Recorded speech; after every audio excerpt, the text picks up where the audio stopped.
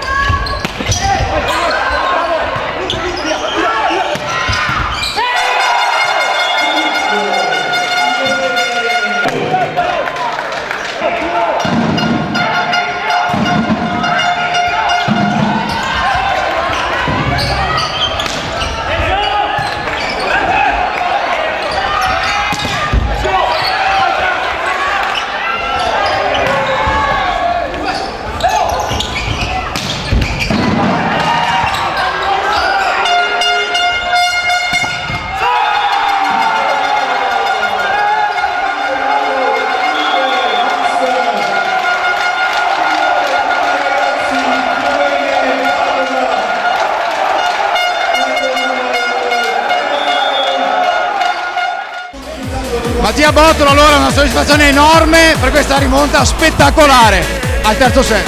Sì, noi ci siamo un po' ammorbiditi, diciamo, l'ultimo set avanti 2-0, non era facile ritrovare la concentrazione, siamo stati bravi a recuperare, eravamo sotto 3-4 punti, alla fine ci abbiamo creduto, più di loro secondo me, e siamo riusciti a vincere. Loro molti errori, voi molto più precisi in battuta. Sì, noi sicuramente il nostro punto forte è la battuta, abbiamo messo pressione subito dall'inizio della partita e niente, ci è andata bene oggi, quindi buono così, siamo andati a vincere.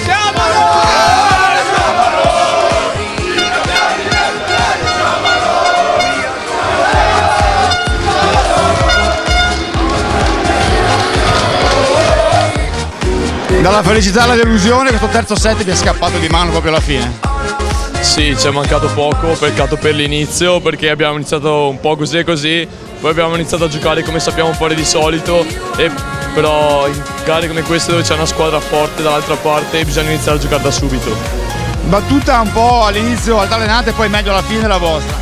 Sì, siamo partiti troppo rigidi, ancora un po' troppo, con un po' troppa di tensione non siamo riusciti a giocare al meglio. È la sfida infinita però con Padova. Con Padova, è sempre il classico. Prima di tutto credo sia doveroso ringraziare questi ragazzi che hanno dato vita a una bellissima finale, quindi complimenti alle entrambe le squadre che hanno lavorato una partita assieme ovviamente agli arbitri che hanno diretto questa gara. Devo ringraziare anche per l'ospitalità il comune di Albignasego, che è rappresentato dal vice sindaco e dal Albignasego Volley, che ci ha ospitato in questo palazzetto. Grazie anche al pubblico che hanno dato vita a questa giornata. Grazie a tutti. Un applauso per gli arbitri che hanno diretto questa finale, sono mai facile.